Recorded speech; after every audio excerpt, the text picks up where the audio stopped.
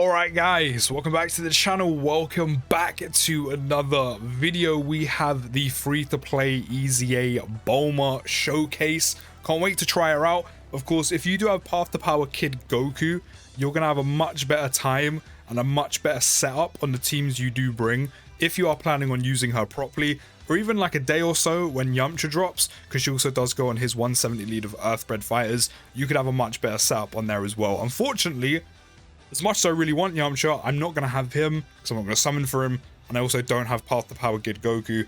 So my setup for Bulma isn't as good, so I do have her on the GT Trio's Dragon Ball Seeker 177 lead. Really wanted to squeeze out that extra 77%, or sorry, 7%. It's not a bad category, but it's not the best. So, you know, we're just going to have to make do.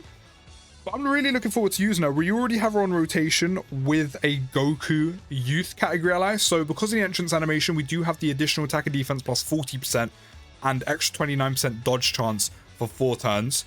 And of course, to trigger that, we only need to have a Goku Youth category ally on the team to trigger that. She has attack and defense plus 141 at the start of turn. She already has a 50% chance to dodge. So in total right now for 4 turns, she has a 79% chance to dodge. And because we do have the Goku Youth category ally attacking in the same turn, we do have an additional attack and defense plus 81% and ki plus 9. And on top of that, while there's only a few DB Saga category allies on the team, she's also supplying them with attack plus 40% and defense plus 29%. So we're starting with a 289k attack stat and 153k defense. For a free-to-play unit, those are decent start of turn numbers, and especially because for the next 4 turns, she's going to mini-stack and raise her attack and defense by 41%. But we're starting with a 2.36 million attack stat, and that's pretty good for a free-to-play unit. We're not going to be seeing, from Bulma anyway, we're not going to be seeing no 5, 6, 7 million attack stats. She's not here for that. She did dodge, which means she would have got an extra attack plus 41%, but because we had already supered, of course, we'd want her to dodge, then super to deal some extra damage, but again, that's not really why she would be here. And of course, she also does have a 50% chance to stun on super. So in terms of an ESBR unit, I can't remember what ESBR stages are currently out, but any ESBR stages where you can pop her on a team with a Goku Youth category ally, so Dragon Ball Seekers, DB Saga, Earthlings, Earthbred Fighter, actually maybe not Earthlings. Actually, does he go on Earthlings? No, of course he doesn't, because Goku's a Saiyan. I don't know why I got confused then. But Earthbred Fighters and Youth, I'm pretty sure a few of them already have ESBR category stages, but for the ones that don't, any future ESBR stages out of them categories, you could pop her on the team and she'd do really well. Not only would she have a 79% chance to dodge for 4 turns, which is great because again, on average, you're spending 4 or 5 turns in an ESBR fight, and sometimes even quicker. Sometimes it will tot over to 6, but that's only like 2 extra turns, and only one of those turns she'll actually appear on rotation where you don't have the 79% chance to dodge, and yet then even then she'll still have a 50% chance to dodge anyway. In the 4 or 5 turns you'll be in the fight for, she's raising her attack and defense by 41% each time, and she's already up to 200k as it is. She has a 50% chance to stun, and for a free-to-play unit, I know she isn't doing, as I said, like 6+ million attack stats, but 2 to 3 mil for what she's coming, like what she provides to the team, what you'll be bringing her for, it's not bad. It's not bad. And then for the DB Saga category allies, or specifically on a DB Saga team, she'll be supplying attack plus 40% and defense plus 29%. So she would actually work really well in ESBR with the amount of versatility she does have. So off of 1 super, literally off of 1 super, we still have 3 turns of this, so the extra 41% attack and defense. She's already up to a 330k attack stat, 209k defense. Once she's fully brought up, once she's super attacked 4 times, we are going to be able to dodge before she supers as well, so she will get an additional attack plus 41%. There we go. She even dodged twice. 4.6 mil, and by the way, that 41% extra attack she gets with each attack evaded. So if there's a plethora of slot 1 attacks and she dodges all of them before she supers, that is 41% for each attack she dodges. So because we dodged twice, she got an additional 82% attack. Are you seeing what I mean? With such a high dodge chance, you pop her in slot 1 and you try and rely on it, or maybe you pop a Whis to be safe on like an ESBR stage, she can actually put out some pretty solid numbers. However, if you do want to utilize her support, you're probably going to be putting her in slot 3, and then you won't be able to utilize the fact she can get the extra attack plus 41% every time she dodges. But She does have the potential to put out some pretty solid numbers if you do decide to take the risk and put her in slot 1. So solid damage output, or the potential solid damage output for a free-to-play unit, pretty solid defense, and a 50% chance to dodge, but for the first 4, 79% chance to dodge, which is really good. I mean, you could put some dodge into a dupe system, but because it's a free-to-play unit with like specific orbs, you know, the special orbs, you know, you only get 10 in each. So I don't think going for a dodge build really benefits her all that much. So I've gone additional and crit just to give her like a little bit of extra damage, you know, do a bit extra damage to actual health bars. I don't know how much or how frequently I'll probably use her, considering I don't have Path to Power Kid Goku. So my setup, as I said, isn't as good for those who do.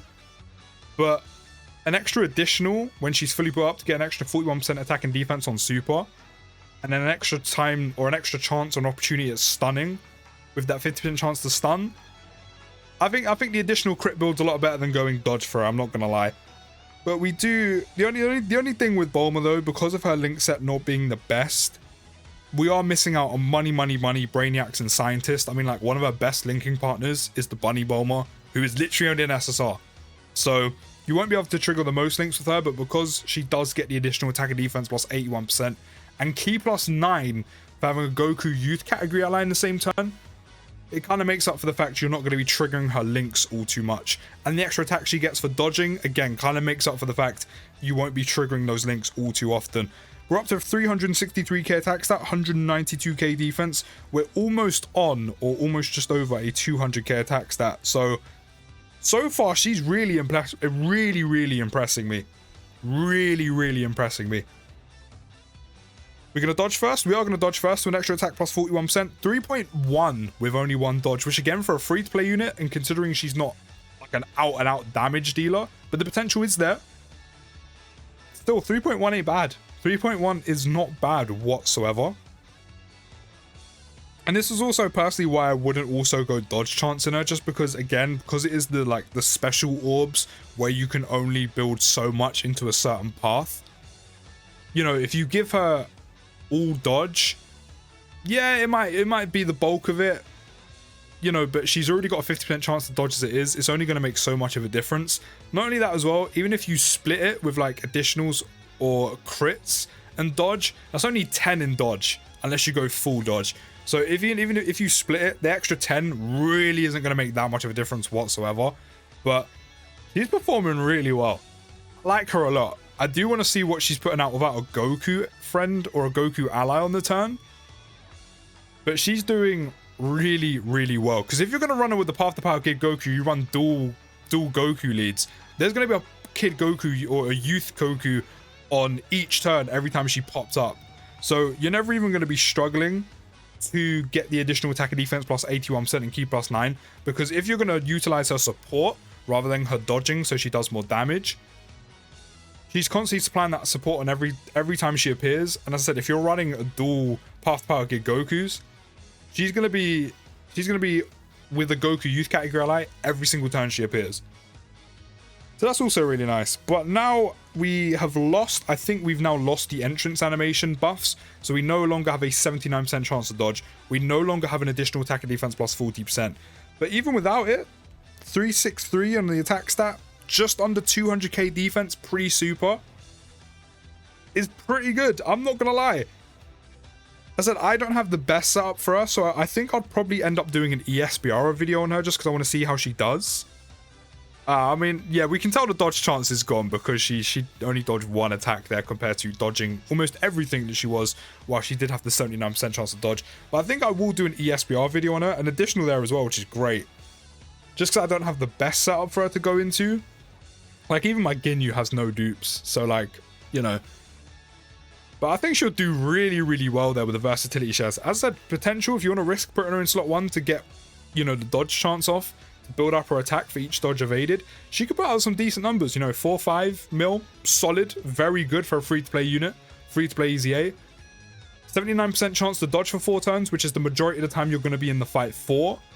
Defense, especially after the 4-turn supering, which is, again, majority of the time you're going to be in the fight for, she can actually defend pretty well with all of that dodge chance. Even the 50% alone for a free-to-play unit, that's pretty good. And she's supplying support to DB Saga category allies.